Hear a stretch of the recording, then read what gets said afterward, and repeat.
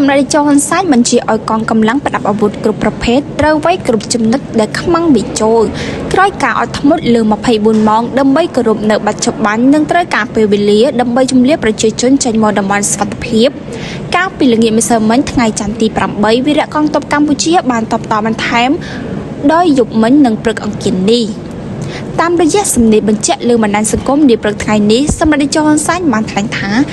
តាមនាយករដ្ឋមន្ត្រីថៃអនុទិនបានប្រកាសថានឹងប្រើកម្លាំងវាយយក11ចំណុចដែលយើងមិនដឹងច្បាស់ថា11ចំណុចនេះនៅកន្លែងណាខ្លះដើម្បីងាយស្រួលកុំឲ្យលំបាករកកន្លែងកងកម្លាំងប្រដាប់អាវុធគ្រប់ប្រភេទរបស់យើងត្រូវវាយគ្រប់ចំណុចដែលខ្មាំងវិចូល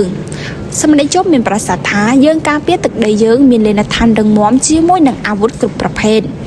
ឯស្ត្រីឈ្លានពានត្រូវចល័តវាយចូលទីតាំងរបស់ពួកគេមិនអាចទួលេនដ្ឋានមកបានទេហើយក្បាលពួកគេក៏មិនបានប៉ាន់ដែតដែរស្ថានភាពនេះផ្ដៅប្រៀបឲ្យយើងអនុវត្តយុទ្ធវិធីកំទេចកម្លាំងរបស់សត្រូវតាមរយៈការចាប់តាំងទប់ទល់សម្ដេចជប់បញ្ជាក់ថាសម្រាប់មេតបថៃបានប្រកាសថាដើម្បីសន្តិសុខប្រជាជនថៃត្រូវបំផ្លាញសមត្ថភាពកម្លាំងការពារជាតិរបស់កម្ពុជាសម្រាប់រយៈពេលវែងសម្ដីលោកមេតបខ្លាំងជាងប្រទេសមហាអំណាចខាងអាវុធនិងកងទ័ពនៅលើពិភពលោកនេះទៅទៀតសម្ដេចជប់បានថ្លែងសង្កត់ធ្ងន់ថាយើងពិតជាមិនអង្គុយអបដៃអោយអស់លោកបំផ្លាញតាមចិត្តចង់របស់អស់លោកទេចុងក្រោយខ្ញុំកំពុងតាមមើលមនុស្សចំនួន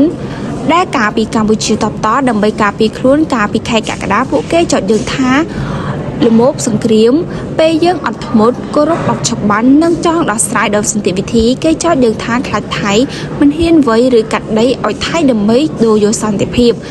ពេលនេះយើងវាយដើម្បីការពារខ្លួនហើយតើពួកគេនឹងនិយាយថាយ៉ាងម៉េចទៀតកម្ពុជាត្រូវការសន្តិភាពតែកម្ពុជាបង្ខំចិត្តវាយតបតដើម្បីការពារទឹកដីយើង